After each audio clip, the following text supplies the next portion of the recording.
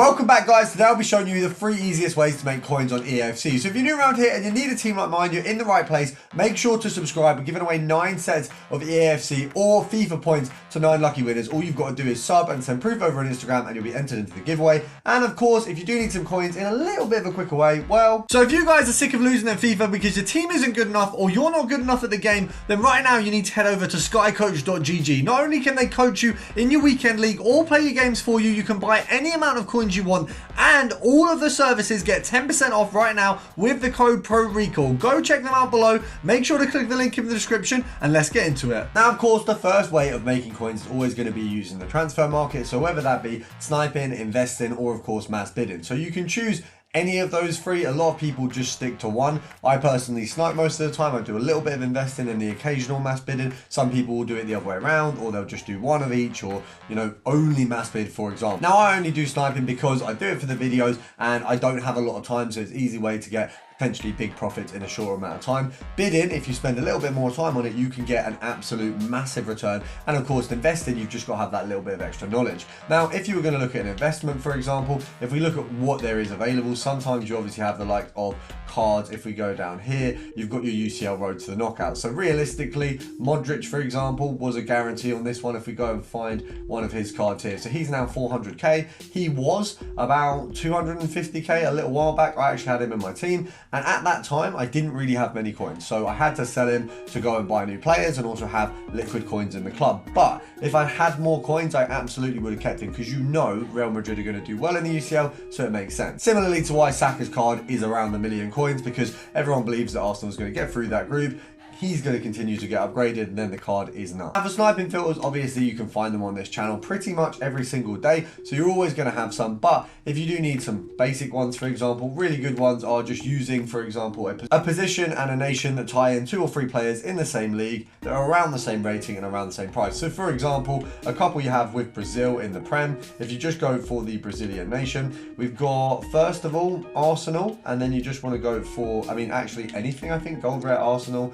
You're looking at Gabriel Martinelli, Gabriel Jesus, and then you've also got Gabriel. So you've got 384s, it's the perfect filter. Similarly, if you pop on goalkeeper, you take off Arsenal and you go minimum 10 to 50, you're going to be looking at Edison and Allison. So once again, you've got that really easy, very similar pricing. Obviously, there's not a huge amount in it between those two. Once again, the similar one, if we do gold rare, we do English, and we go over to Man City, you've got a similar scenario. We've got 385s from the same club. We can actually get rid of Walker as well if we go over to 5k, not minimum 10 to 50. That was why. You go over to 5k, you're going to be looking at, you've got Grealish, you've got Foden, and you've got Stones. That's the ones. And obviously, Walker won't come up because he's worth weight. Now on the bidding front, easiest thing to do is to go for silver. So if we go silver rare, French and Premier League, that one really simply is an easy one to do. I always go to this one because every year it works. You could similarly pick quite a few nations. So if we go over to Brazil, it's those kind of Brazil, French, also English is the ones that usually work. You've not really got many, as you can see there. We've only kind of got the 2 here. João Pedro obviously being a more desirable of the bunch, though these 2 don't really go for a ton. You can obviously go over to English. You can pick it by a club. If you go for Man City, you're looking at a little bit of a higher return. You've got the likes of things like Reece Nelson. I think he's quite expensive. So you do have options there. If we go club by club, I'm sure we can find some pretty good ones. If we just went to Arsenal, for example, you've got Reece Nelson to start off with. Then we've got Cedric there. I feel like he'll go for a bit. Kawar seems to go for a little bit there. So you can see that would work as a filter as well for mass bidding. Now, the next way of making coins, a lot of people take for granted, it's squad battles. And I'm not just saying go and play squad battles because that's obvious, but you can literally start a squad battles games, for example, on beginner, amateur, or semi-pro. Now, I always do mine on semi-pro because usually there's going to be objectives that I'll be completing inside of doing squad battles. Or what I might be doing is, for example, if I'm working from home or if I'm maybe watching a film, I would put squad battles on in the background. I'll have one screen on squad battles, one screen on the film, and I wouldn't actually play. You just do 1 tap-in goal, maybe 2 tap-in goals, and then you let it play out. You can do other things at the same time. It doesn't actually take your time up. Every 7 minutes, you just got to know to keep that game going. So whether it is end the game or end the half, you do that. And that's really all it is to it. And you can pick varying levels of difficulty. Obviously, I do semi-pro because of objectives. If you do on a beginner, you can literally score 2 goals in less than like, what, 30 seconds, and then do nothing for 15 minutes, and you're good. All you got to do is put in between, unpause it basically. That's it. And I actually got rewards this week. I think mine was silver 1. So I got this week for doing that, premium gold players pack, jumbo premium players pack, premium gold pack, 4k coins, 4k or 400 XP, and I completed some of the season objectives as well. So realistically, it's an absolute no-brainer. Everyone takes it for granted, but you get rewards at the end. And then if you do get to the point where, all right, cool, maybe near the end of the week, you've got to maybe gold free. You've done all the games, or you've done most of the games. You might as well just finish it off, play a couple of them. Let's say you get into gold 1, mega pack, premium gold players pack, 700 XP, 9k coins. Now, obviously, it is a bit more sneaky to get into these realms, but if you get into the likes of Elite 3, for example, you can see how big these packs actually get. Obviously, I'm not going to say get into the top 100, because you have to be super sneaky for that.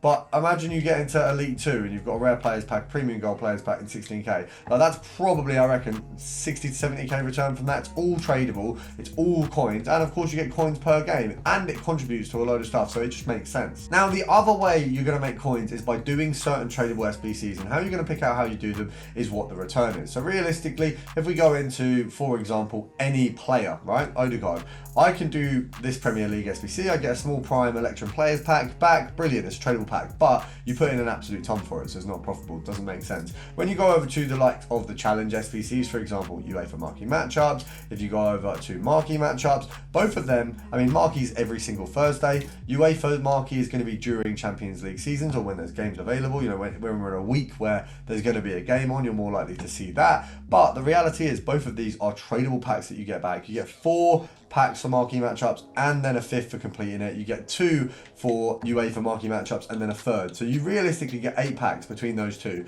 Now, I think the UEFA marquee matchups cost like 15k usually. Marquee matchups cost 20k. So 20k marquee matchups, you're literally guaranteed profit. It's almost impossible to not get profit. And the chances are, if you do marquee matchups every single week in a month, sorry, it's something in my eye for some reason.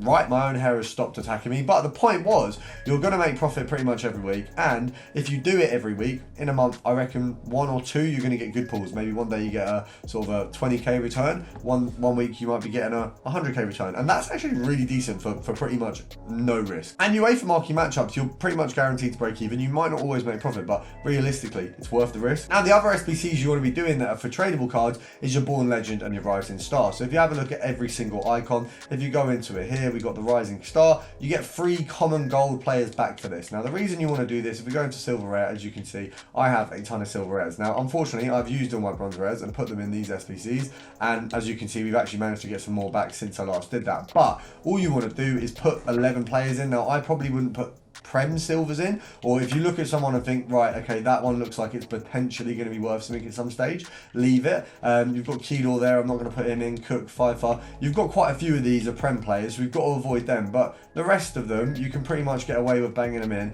There's not many. I mean, sometimes silver players unexpectedly go up, so you can bear that in mind, but there's not many that are going to be sort of a worry. So for the first one, it's 11 silver rares. You get 3 common gold players back. Now, realistically, you're looking at about a 1.1 to 1.2k return if you don't get a player who's desirable for evolutions. If you get an evolutions player, absolutely laughing. You can get a lot more, but the reality is just use untradable silvers. You're not going to have any cost to you for doing that. And of course, with the bronzes, you can do the same. The reality is it's very easy to get these packs. They give a return. I think the silver player pack is the one you're more likely to get a dub return out of, where you get a win. And another thing you want to do as well in regards to the SBCs, don't ever waste your fodder. I've got this 85 stones here. I'm going to keep him here. I'm not going to quick sell him and waste the recovery. I'm just going to keep him here until I can find something tradable that I can put him into, because I do want tradable rewards back more than untradables from SBCs.